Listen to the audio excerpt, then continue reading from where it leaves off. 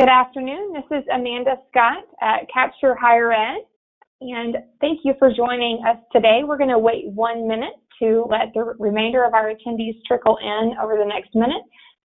I'll go over some housekeeping items as they join us. Our phones are on mute today, so if you have any questions, we will love to engage with you throughout our presentation, so don't feel like you have to hold your questions to the very end of the presentation.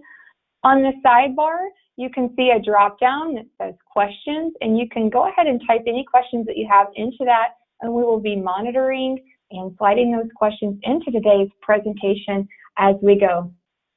Also, we're going to be distributing this webinar after the presentation to this group as well. So just know that you'll have this slide deck available for you, and then we are also available for questions should you have any questions about the content or Capture after today's presentation with Drew University.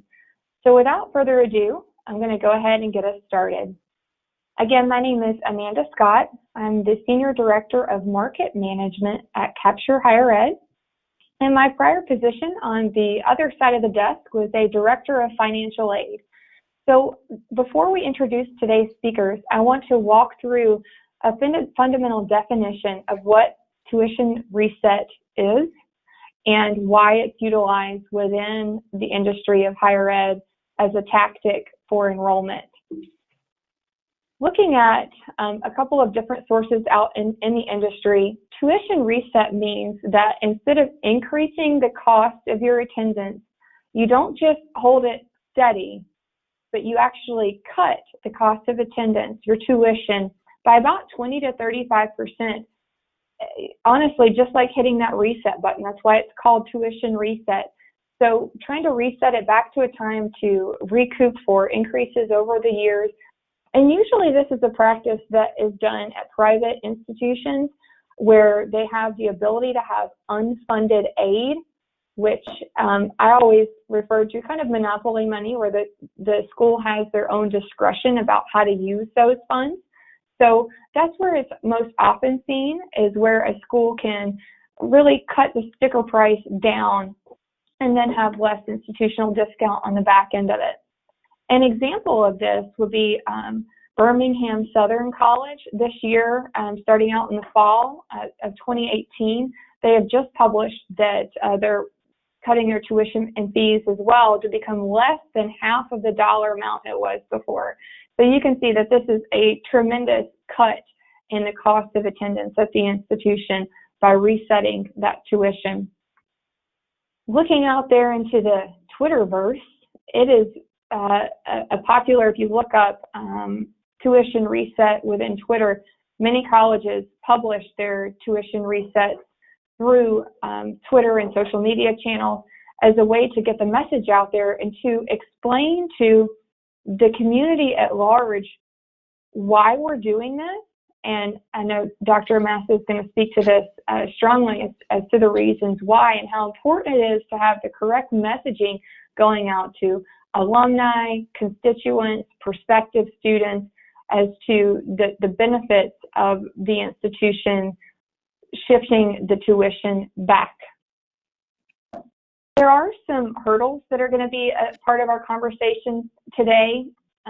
With the shifting of tuition, there is the perception issue, not just with the constituents of the institution, such as the alumni base and the prospective students, but also amongst other education institutions of how that school may look for shifting their tuition. And then also you have to understand that making this one step isn't going to solve all of any woe that would be out there in the industry with your enrollment. So it's not just a one-shot bullet. You have to be prepared for this to be part of an overall shift in mindset and marketing strategy as you overcome these hurdles. And then finally, but there are issues within it, but why do institutions work to overcome it? Why is it worth it? A lot of it has to go down with access and affordability. making it so that students believe that they can afford a college education, or that they could also afford a private college education as well. And so that's why a lot of the sticker price access and affordability is very important, as well as the perception. And then also just being able to sustain a discount model that you're working with, because over the years you may have the cost of attendance rising and rising and rising, and just being able to reprogram it to be able to sustain for a longer period of time. Without further ado, I'm going to shift you over to learn about why Drew University, as a case study, has utilized tuition reset at their institution. So I want to introduce you to two of my colleagues, and then they can chime in and introduce themselves at length. Jamie Gleason is a senior enrollment advisor here at Capture Higher Education and has extensive admissions experience as well as financial aid experience under his belt in the undergrad market space. And then also one of Capture's partners, Dr. Robert Massa, is the Senior Vice President of Enrollment and Institutional Planning at Drew University, here to really give us the macro level understanding of why Drew University moved in this way, any obstacles that they had along the way, the outcomes, and the things that they've learned. So I think that we'll learn a lot in their conversation and discussion today. So thank you everyone for being here, and I'm going to turn you over to Jamie. Thanks, Amanda. I appreciate you giving that overview. Hopefully, as I think about the outcomes of today, hopefully we can get that global understanding, but then on a micro level, really see the details that Dr. Massa and his team worked through as they were approaching this decision.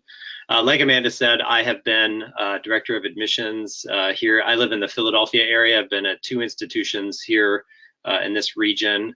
And I should probably point out there are institutions that had fairly significant discount rates. We had a high discount model, and this has been an interesting topic for me to work through as a professional in assisting Drew in their endeavor. So I've been in higher ed for 12 years, and maybe a little bit more than that actually. Now that I'm thinking about it, I'm getting older every day.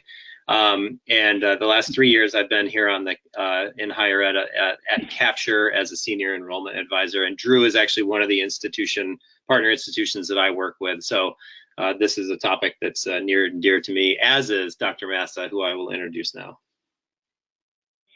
Thank you, Jamie. And I had to stifle a chuckle when you talked about getting old. So this is my 45th year in higher education. I started when I was about 3, so you can do the math. I started actually in admissions and financial aid at Colgate University in the 70s. I was at Union College in upstate New York in the 80s, the Dean of Enrollment at Johns Hopkins University in the 90s.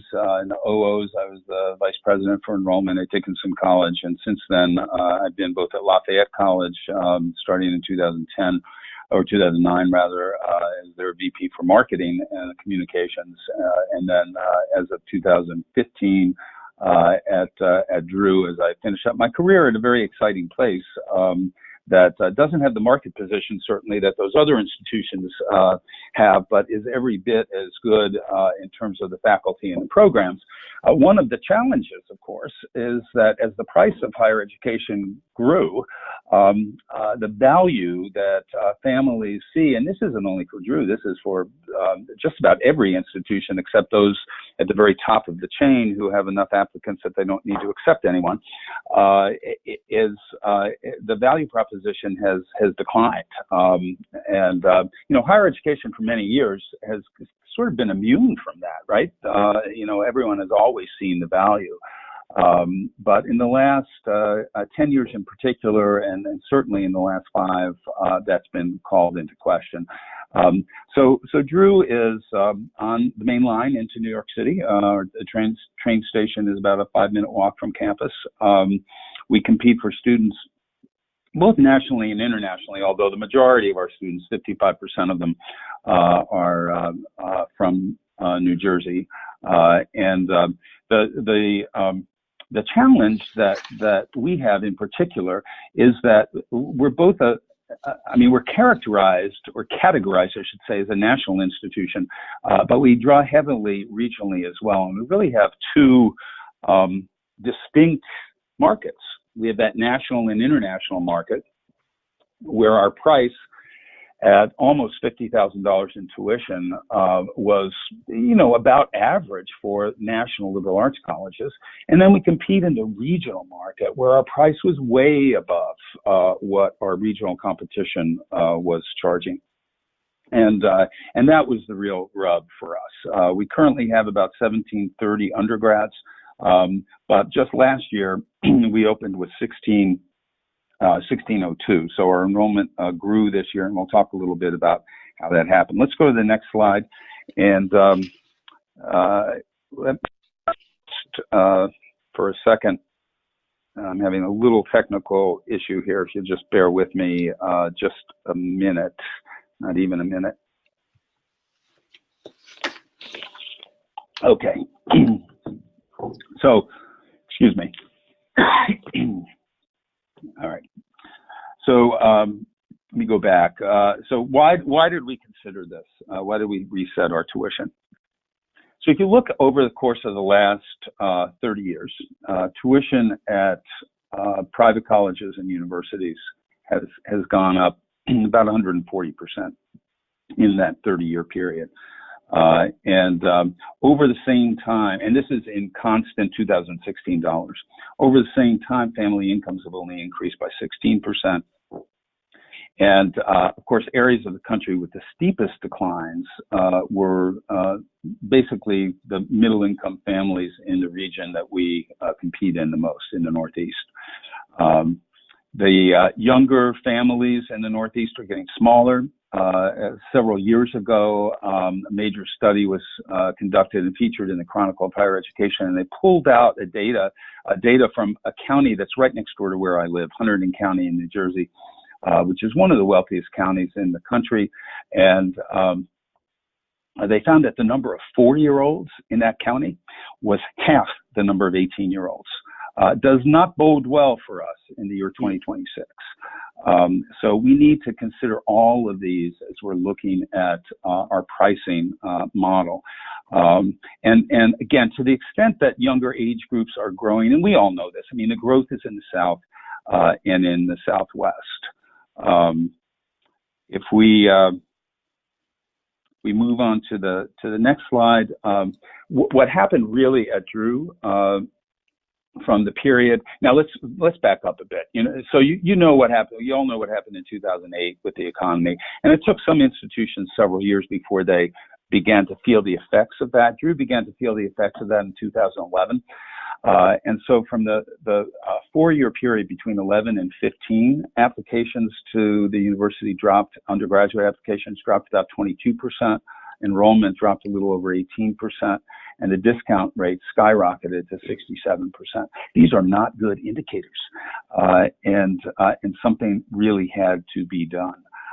When the new president came in 2014, she actually hired me as a consultant after I'd left Lafayette, and I actually was so impressed not only with her but with her vision that I agreed to sign on again as her senior VP.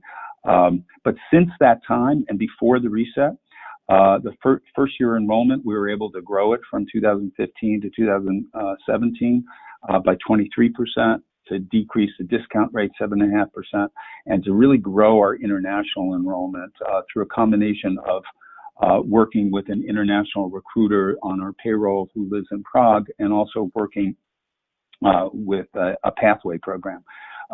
So really, it was only after making absolutely certain that our admissions program was strong, that we were on the right track, that our programs were being marketed in the right way, that we developed, or were beginning to develop, a curriculum and a wraparound to that curriculum that syncs career development with both academic study and a strong community, that the trustees agreed that it was time to reset tuition. So we talked about the options. We looked at what other institutions were doing. And we did work a little bit with a consultant, Lucy Lepofsky, the former CFO at Goucher, former president of Mercy College, who was one of the principals of the discounting study that NACUBO does every year. We worked with Lucy a little bit to get a sense of what others had done, and really took a look at what our peers in the regional market were charging. Remember I said earlier that Drew really competes in two different markets. So it's both the national market and the regional. So the regional, we were overpriced.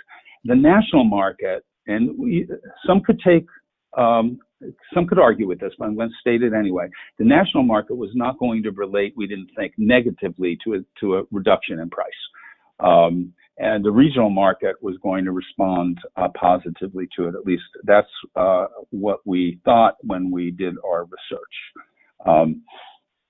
You look at some examples over the past 5 years, and you know, the range, as Amanda was saying in the beginning, is really, I mean, it goes from as low as 10%, which the University of the South did several years ago, to 43% at regional institutions like Converse and Rosemont. And so you can see on the slide there are several examples: Utica College, Ohio Northern, Wilmington, all reduced their tuition. And this year, of course, you know, St. John's just came out. Some of you may have seen this in Inside Higher Ed the other day, where they're reducing their price significantly and actually planning to make up the shortfall. Not how we did, and I'll tell you how we did in a second, but by raising $300 million in a campaign. It's a gutsy move on their part, but institutions are doing it. What was the other school, Jamie, you may remember just recently that, Oglethorpe, that's right, in Atlanta, that announced that it was setting its price based on the price of the flagship state university in its region, and so or where students are coming from. So if you're coming from California, it's one price. If you're coming from Maine, it's another. But that's another tactic, I suppose, at a tuition reset that's a little bit more creative, perhaps, than these examples on the slide that you're seeing. If we move to the next slide, I just want to talk to you a little bit about our modeling, and of course. Because I'm off-site and I'm actually not online, I'll give you the big reveal. That's why I'm saying next slide. And so Jamie, if there are questions, because I'm moving quickly through this, if there are questions that people have, obviously I can't see them, so that's what happens when you can't connect to the internet. So anyway, we actually did our modeling in-house. Now, some other institutions, you know, when they hired a consultant, the consultant did all of the modeling. You know, we used Lucy, as I said, for general advice and to kind of get an expert's view on, you know, are we heading down the right path here. But we did all of our modeling in-house with our finance staff and institutional research. And we used different enrollment projections from freshmen and transfers, both, you know, how many applications we would need, what the acceptance rate would have to be, yield assumptions, what we would need in net tuition revenue from both groups of new students, what we would need in net tuition revenue from our continuing students, with the percentage of students that are going to live on campus. Remember, you know, again, we draw more than half of our kids, 55%, 52 to 55%, depending on the year, from New Jersey. And so, you know, unlike, you know, the liberal arts college off in the middle of the woods somewhere, we have, you know, probably about 85% or so of our students living on campus and 15% commuting mostly from home.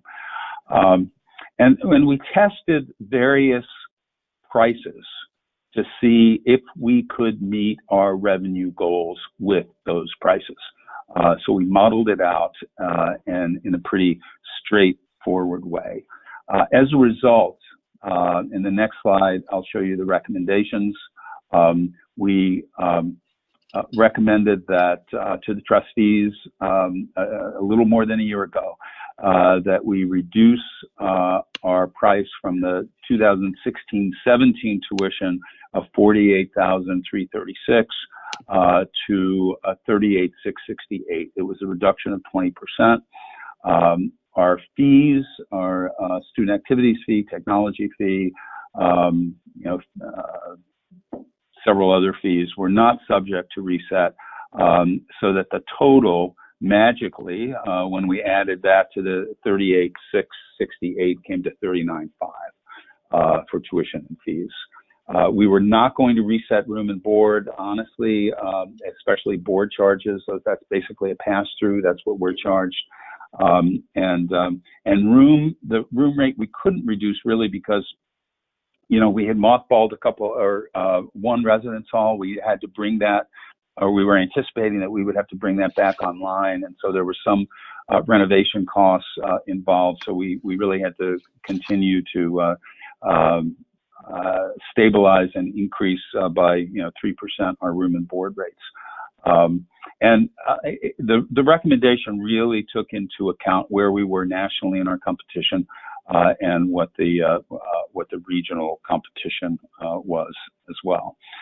Hey, so, Bob, can I jump in for a real quick second? We had a question come in, and just a reminder to those who are participating here. Again, you're on mute, so we can't hear you. But if you have questions, there's a question box that you can feel free to send them in through. We had one question come in about you mentioned that over the last 20 years, the cost of higher ed has gone up 139%, while the gross income on average per family has only increased by about 16%. Is that those averages you said are in kind of like dollar for dollar, like matching up into our current? Right. Those are 2016 dollars. And my apologies, I found, and I should have mentioned it when we reviewed that slide, I did find a typo in that slide. It's over the last 30 years. So if you do the math between 2016 and 1986, it's 30 years, and that's in 2016 dollars. Gotcha. Okay. And so it's 139% versus 16%. In 2016 dollars. So it's not only is it costing more, but it's costing more relative to family incomes. And we all know this. Yeah. This isn't a surprise, but the disparity in that in the percentage increases is rather breathtaking. So getting back to the slide now that's titled Communication, I can't emphasize enough how important communicating is, particularly to your internal constituency. But just let me say, when an institution lowers its price, it's not, by the way, lowering the cost. The cost is different. The cost for us to educate a student did not go down. Right. So, we still have our own cost, but the price that we're charging, which, by the way, even at the old tuition doesn't cover the full cost. The price that we're charging is what families look at as the cost, right? Their cost. When most institutions do this, it's out of a position of weakness. My God, we got to do something. And in fact, if you go back to the slide, not now, but if you think back to the slide where I talked about, enrollment was down 18.5%, over the course of 5 years. Yes, Drew needed to do something more than just better marketing and better admissions. We needed to call attention to ourselves in the marketplace. But you'll recall that I said before we did that, we had to make sure that we were strong, that we were still growing. And in fact, enrollment did grow. New first student enrollment did grow by 23% before the tuition reset. So there was a lot of positives happening. And so we reset the tuition basically from a position of strength. And we wanted to make sure that the community and the public at large knew that. So we developed a campaign prior to reset that highlighted our growth, highlighted faculty and student achievement, and the addition of new programs, new academic and athletic programs, a growth mode. We developed communication plans both for prospective students and current students, for alumni, for faculty and staff, and for the local media. We did this on the next slide through the normal channels, and you'll see them there. Our website, social media. We did the requisite video. Everyone has to do a reset video, right? Our digital ads that our good friends at Capture helped us to disseminate, and the digital display advertising helped quite a bit to increase our applications. We did print postcards. We made this announcement just before NACAC last year, and so my staff and I came armed with reset information at the national conference. We sent letters to current students and parents. And in those letters, we basically told them, look, we're resetting tuition, but we're also going to have to adjust your financial aid. So, let's not get out the balloons and clap, because it's still going to cost you. It's going to cost you less than it would have cost you next year, but it's not going to cost you $10,000 less. In other words, you're not going to see the tuition increase that we normally would have done. You're going to pay what you paid last year plus the increase in room and board. And we made that really, really clear. And not only that, but with current students, we sent an estimate of what their financial aid in November, what their financial aid was this year, an estimate of what it would have been had we increased tuition by 3%, as we've been doing, and then an estimate of what it will be under the reset. So we sent that to every student. We were as clear as we could be. And how many of you think that we got absolutely no complaints that we lowered scholarships and financial aid when we reset tuition? You took the words out of my mouth. I feel like when you're in the Twitterverse, that when those tuition reset things are out there, I feel like the next thing that follows is oftentimes, a quip from alum that says, "Do I get a refund?" Or it's almost seems like the current students and the alumni feel like there's there's this aversion to it. They don't see the bigger, in some cases maybe the bigger picture of it. Did you have a lot of damage control to do that way? Well, yeah. I mean, we had some initially when we sent those letters out in November. First of all in September, and then in November when we showed the financial aid, because my son came in with a $20,000 scholarship, and now it's going to be $11,000, and you're cutting my scholarship, and you promised this, and But yes, look at your bill. Look at what you're paying. Scholarships are. Yes, there's a dollar amount to the scholarship, but how do you think the scholarship impacts your decision to enroll based not on the dollar of the scholarship, but on what you have to pay as a result of that? That's what it's, so if you got a $20,000 scholarship, but the tuition was $100,000, you're not going to be happy with that. Yeah. So the dollar value of the scholarship is relative to the cost, and that is to the price. And that's what we had to explain to families. But we still had over 100 families that were not happy with our decision to cut their aid. We were not disingenuous. We made absolutely certain upfront that families knew this, and the majority of families did not complain, but some of them did. Sure. I will say that new students actually are paying less than their upper class counterparts would have paid, because we did not reduce the value of the incoming scholarships by the amount of the tuition decrease. So, for example, a $25,000 scholarship became a $20,000 scholarship, not a $15,000 scholarship for new students coming in. The fact that more than in fact, 75% of the students who received merit aid from us also received need-based aid. That all kind of came out in the wash for most of our students. So we were able to control the discount rate as a result. Let me go further into our campaign. You can see we had the video, which is in the upper left-hand corner. These were some of the graphics that we used. We did, this is a shot from our, I guess from the first several months of our campaign, until somebody pointed out to me that the little 20% lower tuition down in the lower left-hand corner looked like a Bed Bath & Beyond coupon. And so we changed the color to green subsequently, but the idea is there. You know, we're going to lower tuition. We're still offering financial aid. We're rolling tuition back to 2010. These were all the graphics to describe the intent. We also had the next slide, the email footer.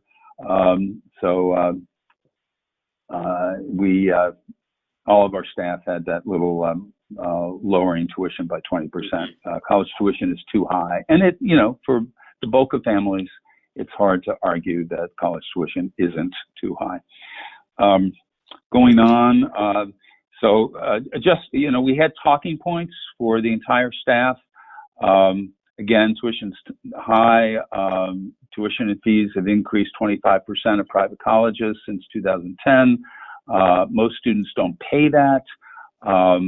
80% of our students receive need-based aid.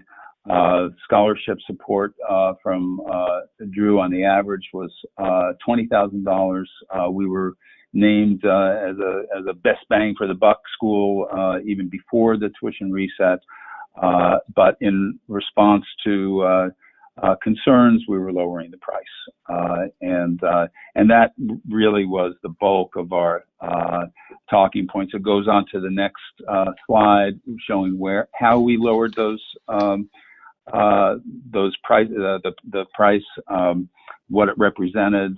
And here was, you know, basically what we were trying to say is that, look, we're making the price that we charge. This is a key point. We're making the price that we charge closer to what families actually pay. Sure. There was a huge gap between the $50,000 tuition and what the average family is paying at Drew. Now, at $40,000 of tuition, there's still a gap, but it's lower. And so, you know, when you think about how you advertise something, you know, if you want people to look at it, you're going to have to price it so that they will look at it. You know, national research has shown that over half of the families looking at colleges and universities cross those schools off their list when the sticker price, if you will, is too high. And that's something that we simply couldn't tolerate for Drew going forward. So let's talk a little bit about outcomes quickly. In the next slide, our applications were up almost 3,900. Our goal was 4,000, didn't quite make that. First year deposits were up 16.5%. We did hit that goal. And if you look back to the year that the new president started and I first started my consultancy there, they brought in 302 freshmen, so 430 is quite a nice jump. It's also the largest class since 2011 when the enrollment started to decline. An increase of 32 real SAT points since 2014. With the price reduction, the net revenue of the class increased about $2.5 million. So you think about it, so everybody's paying close to $10,000 less, but the increase in the numbers enrolled allowed us to increase our revenue by $2.5 million year over year, and that is important. So, you know, this worked for this year. I'll get into just a little bit later about multi-year strategies, and of course, transfer applications were up as well. Hey, Bob, can I interrupt you real quick? We had one question come in. You know, as we think about the outcomes of this, the price reset, like what was the impact relative to your Pell audience? Did you see any differences in that category this year? Yes, we did, and so let's, you know, it's as I like to do all the time. You know, I want to be perfectly candid and honest. We had an increase in Pell eligible students apply, and an increase in those whom we accepted, particularly from the state of New Jersey. And the reason I say that is that New Jersey has a very generous tuition assistance grant of over $12,000, close to $13,000 a year for students who have maximum Pell eligibility. I can't remember the exact percentage, but I'm going to say it was somewhere around 38% or so of our admitted students were Pell eligible. The vast majority of them from New Jersey, not totally from New Jersey. But when we enrolled the freshman class, quote unquote, only about 34%, 33 to 34% were Pell eligible, which is exactly the same percentage as we had a year ago. Gotcha. Okay. But the percentage a year ago in the accepted group was lower than the percentage that we enrolled. And so a year ago, lower percentage of the accepted students were Pell eligible, higher percentage of the enrolled students were Pell eligible, which means, of course, the yield on that group was higher. This year, higher percentage of the accepted students were Pell, lower percentage enrolled, still 34%, still pretty good, Sure. But that means the yield was lower. So why was that? The reason, I think the reason is that we attracted these students because the price, the list price was lower, but when they actually got their aid packages and saw that the cost to them was going to be relatively the same as it was under a higher price, they decided not to enroll. Yep. So that's what I'm guessing here. But again, I think it's important to be really transparent with the group that you're seeking to enroll, and the price reset was just that. It was a reset of our price, not an overall decrease in the amount that students pay. Although again, those who are less needy and have merit scholarships are going to be paying less. Now I didn't say those with no need. Now Right. I said those who are less needy and have merit scholarships are going to be paying less because a higher percentage of their need will be met with the grant. Mm-hmm. So what have we learned? For you. Yeah, sure. Mm-hmm. One more outcomes-driven question. Did you lose any of your returning students because of the complaints or misunderstandings about their scholarship aid being reduced? Interestingly, not. We lose students every year for a variety of reasons. In the 3.5 years that I've been there, because we moved toward a more need-sensitive aid policy, and we still give merit aid, but we're more generous, I suppose you could say, with need-based aid. We have lost fewer students every year because of money. So there may have been a handful, but it would not have been because of the reset. They would have left anyway. But the majority of our students who leave do not leave for financial reasons. They'll Drew's too small, or the major that I have that I now want to be in is not one that you offer. That kind of thing, much more so than finances. So just to sum up here, the lessons that we learned, and so if institutions are really thinking seriously about this, it's really important to make sure that everyone in the senior leadership team is in sync. So this is not, I originally brought this up about a year into my tenure at Drew, knowing full well that we had to wait until we were stronger to implement it. But the partnership between enrollment management and finance was absolutely critical to getting this through. The partnership between the senior administration and the trustees, the enrollment committee, and then the chair of the board, this could not have happened successfully without that kind of working together. So that's number one. Number two, you need to communicate to all of your constituencies. So Jamie mentioned earlier that alumni, particularly recent alumni, were informed about it. You always get the wise guy who says, "Yeah, can I get a refund?" But the alumni have to understand why we're doing what we're doing. And I think, if we can continue this upward trend, and I'll talk about that in a second, even though there's not a slide on it, then this will have been seen not as a one-year blip, but as a good strategy, a solid strategy moving forward. We have to be sensitive to how the advertisement of the reset to new students, to incoming students, how that is going to be perceived by returning students, right? So we had all this stuff on our website, and the website is not restricted to prospective students. I mean, everybody sees the website. So, you're talking about reducing the tuition back to 2010 levels, and yet at the same time, you're telling your current students, hey, it's still going to cost you the same. We're just kind of shifting things around. So, you have to be pretty sensitive to that and take time. We had town hall meetings with students. We had a hotline. I didn't mention that. We did have a hotline once we announced this, so that parents, and mostly parents, but some students, could call in and really try to understand what this would mean for them.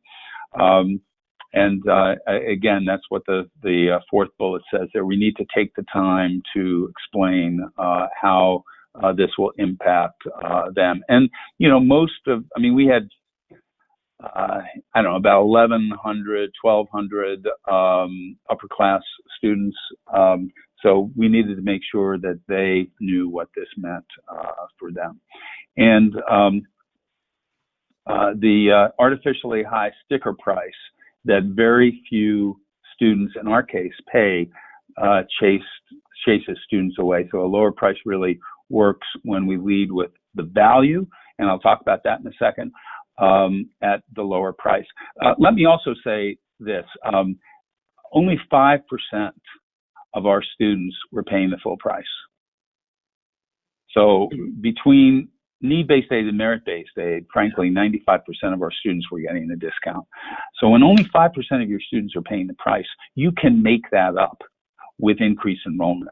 If you're, an institution with strong market position, and you have 30% or 35% of your students or 40% of your students paying the full price, there's no way you can do this. You can't make it up.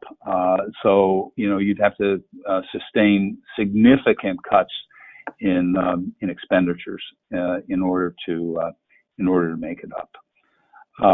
So what the second year of a tuition reset is always a challenge, because the studies show that there's a drop off right now as a result, I think, of remember, we started in September a year ago.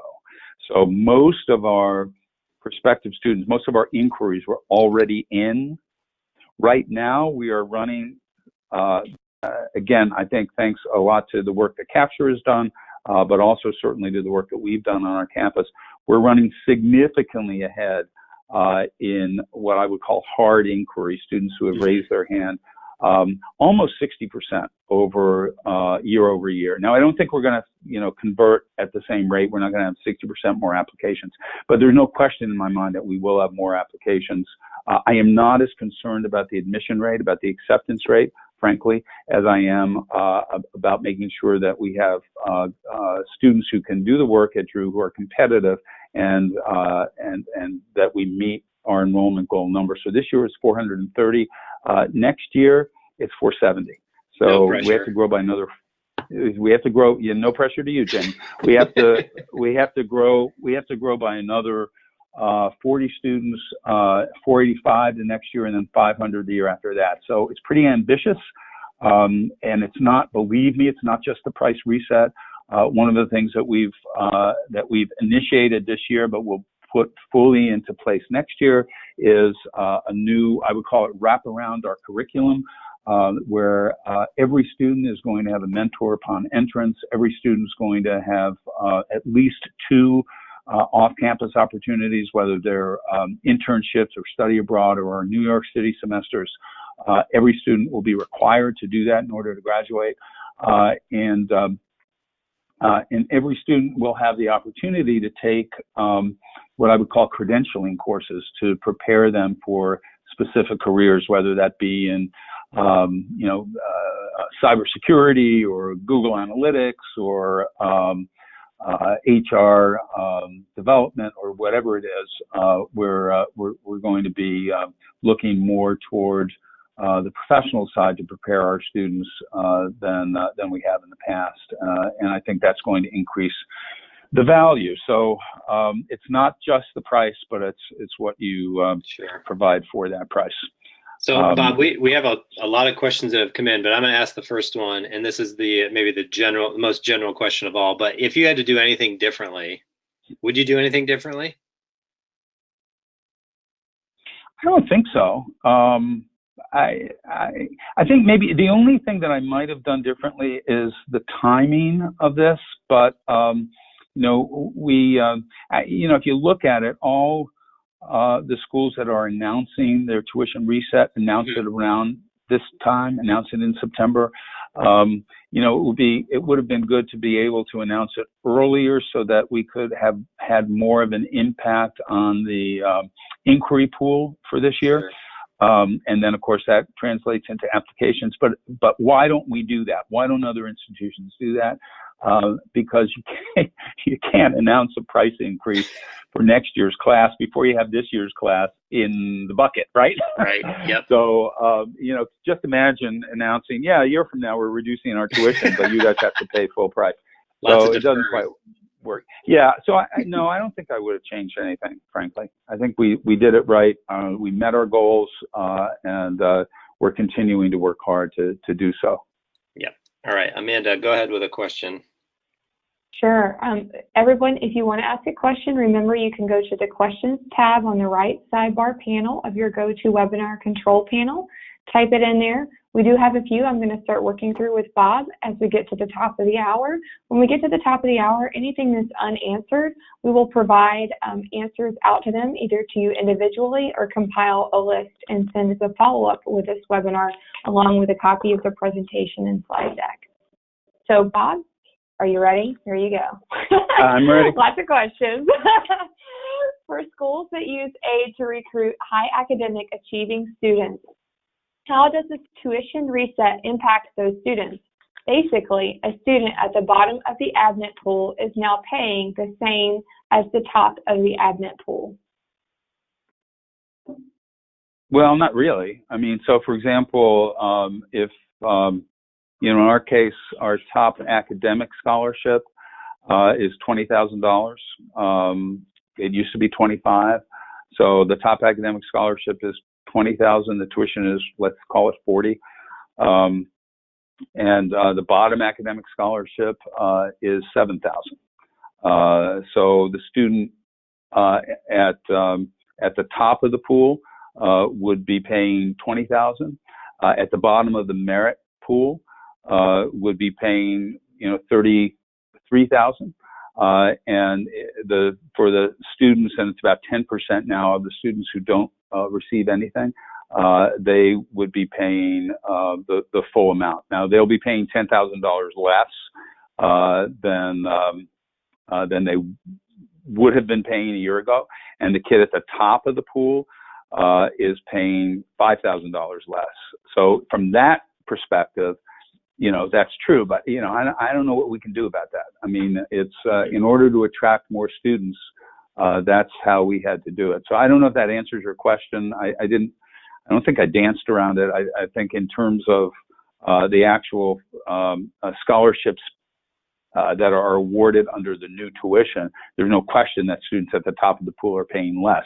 But if you're looking at it with regard to what the tuition used to be, then yeah, students who don't get any merit aid, and there are only a few of them, are paying $10,000 less than they would have paid, whereas students at the top of the pool, because their scholarship would have been $25,000 against a $50,000 scholarship or a $50,000 tuition, are only paying $5,000 less. Yeah, that's what happens. Well, and I think the real impact here is seen in how you were able to raise your SAT score and lower your discount rate. So it's almost like experientially you were able to bring those students in. So the modeling worked. So. Yeah, and we brought in 50 more freshmen and 20 more transfers. So I mean huge for a small school. We had 370 freshmen last year, and 45 transfers. So I mean, it's a big jump. Mm-hmm. Of those freshmen, how much of that was domestic is another question. The vast majority. We had 19 international students in last year's freshman class, and this year we had 29. So it's, percentage-wise, a big increase, but the numbers are small. Now that's in our direct admit. We also have a pathway program that brings in about 45 international students in a pathway program. They are not included in any of my numbers. They all pay full freight, and it's managed in a joint venture partnership with Into. So it's Drew and a partner bringing those students in, and they're non-matriculated. They matriculate after 2 years. Most of them, not all of them, matriculate after 2 years. So I'm not counting those. Okay. So here's an easy one for you. How large is your admissions and financial aid staff? Oh, several hundred people that we have. So we have on the recruiter side, we have 8 admission counselors, if you will, going from that title to senior associate director. And then we have the director and myself. So if you want to count us, there were 10. And then I think there were 6 on the financial aid side. Now, of course, on the admission staff, we have, operations people, tech people. We have a small 1 person and a half staff that coordinates all of our events. But in terms of the recruiters, there are 8, and then the director and myself. Another question for you about the academic program. Were there changes to Drew's academic program as a result of the change in revenue? Well, no, not as a result of the change in revenue. We needed to change some of our programs, and we're in the middle of doing that. They're not going to be ready for prime time until next September. So, I mentioned earlier that this kind of wraparound to the curriculum of experiential learning. We're combining our Career Center with our Center for Civic Engagement, our Global Education Center, and our Center for Scientific Research, which is staffed primarily by recently retired industrial scientists from the pharmaceutical industry in and around Madison, where these researchers actually set up labs at Drew and work with our undergraduates. So there's been no direct curricular change at this point, but we are certainly planning for that, and funding it certainly in part from increase in revenue, but also fundraising. Thank you. Assuming that scholarships were adjusted with the tuition reset, did you have any prospective students whose bottom line under their financial aid package was worse than with the new model than the prior model? No. And if so, how was that managed? Great answer. The answer is no. No one came out worse than they would have. That's kind of a negative, isn't it? Everyone came out better than they would have under the old tuition. Everyone. Perfect. We have a question from Stuart Jones. According to the nationally recognized enrollment consultant, only 50% of colleges who have done resets have succeeded, meaning that the other half were unsuccessful. Why are 50% failing or finding that it's not working? Yeah, great question. I think some of that has to do with the preparation work. And some of it has to do with, what else are you going to do? If you just simply decrease your price and you don't change anything else, it may work for a year or two, but it's not going to work in the long haul. So, I can't detail everything that Drew is going to do over the course of the next 3 or 4 years. But I anticipate that there will be significant changes in curricular offerings, in programs that will be in demand. I mean, let's face it, as I said earlier, the demand for higher education has really shrunk, in part because of the demographics, in part because of the price. So you really have these, three disruptions that are occurring simultaneously. You have the decline in demand that's demographically driven. You have this notion that the value is just not there anymore, except in the schools that are uber selective and prestigious. And then the third disruption is how students are really making their decision about colleges. They're being bombarded with stuff from us all the time, and frankly, if I were a 16-year-old or 17-year-old right now, I wouldn't know where to start, because you guys send me everything every minute. I mean, I get 300 emails a day from you. Holy Moses, I can't process it all. So, those are three major disruptions that we need to be able to encounter successfully, and just changing our price alone isn't going to do it. Yeah. And it's a major strategy, but not alone. One thing that I took away from from not only the experience with you, Drew, but also with Drew going through this, but also just listening to you, Bob, is like going into a tuition reset from a position of strength is a critical thing, and it's a both and, right? Go in from a position of strength and consider all the nuances that go along with it. It's not just price; it's also curriculum. I think that's the the whole package. It's also not just a 1-year thing. You don't just throw it out there and say, okay, I hope it sticks to the wall. It's got to be something that's right. It's an enduring campaign. Exactly. And so, again, if the final slide is Lucy's reference on her study of 8 schools that actually did tuition reset. She did it in 2015, and about half of them were not sustainable. So they did not find the bump in enrollments over the course of several years. Now, Drew has done this for 1 year. So a year from now, I anticipate that we will meet our enrollment goals. If we don't, then you can judge what I said in that context. I will tell you that our colleagues at LaSalle University in Philadelphia, this is their second year, and they have sustained enrollment growth in both years. Quite successfully, I might add. So there are models out there, and I don't know exactly what they did with their curriculum, but there are models out there that show success in multiple years. But again, what happens is that these schools will continue to increase their tuition over time. So you bump it back to 2010, which we did. But in 8 years, we'll be beyond 2018.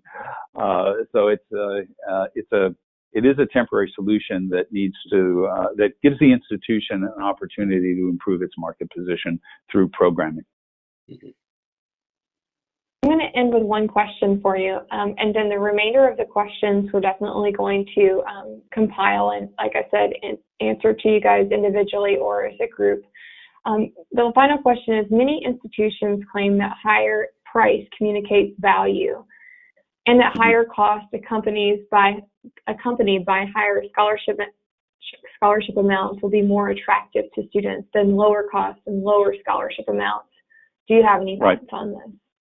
Yeah, I mean, I think it really depends on the institution and the institution's market position. So, if you're competing in a national market, and the majority of your students are national students. And what I mean by that is that even if they're coming from next door, they're applying to schools all over the country. So a national student is not defined by where they live, but their mindset and their application set.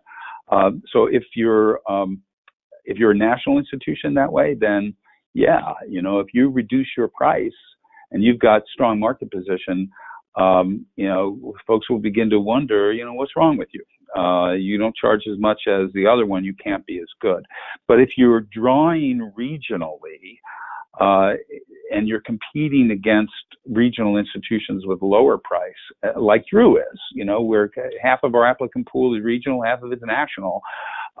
You've got to consider pricing yourself in a way that where you can compete in the market where you stand to succeed more, right? And we know that, you know, students from a 200-mile radius, or actually a 100-mile radius from the campus, enrolled at those campuses much more than students who are from further away. So, you know, we had to focus our strategy on our enrollment strategy on those students who were closer to us, whether they were national or not. But yeah, there's no question that the Shibboleth Regal effect, as it was formerly known, is at play. But you know, when you're looking at enrollment declines, as even though we were able to increase our enrollments since 2014, it wasn't as fast as I had expected it would be when I got there, and the price reset helped us do that. Mm-hmm. I want to take a moment to thank both everyone for attending today, enjoying coming to this webinar hosted by Capture Higher Ed with our guest, Dr. Bob Massett from Drew University. Thank you for joining us. As I said, we will send you an email as a thank you for attending. We will have a link to our presentation within that, and also have the slide deck available for those who would like a copy. Thank you to everyone, and we'll go ahead and conclude for today. Thank you. Thanks, Bob. You bet.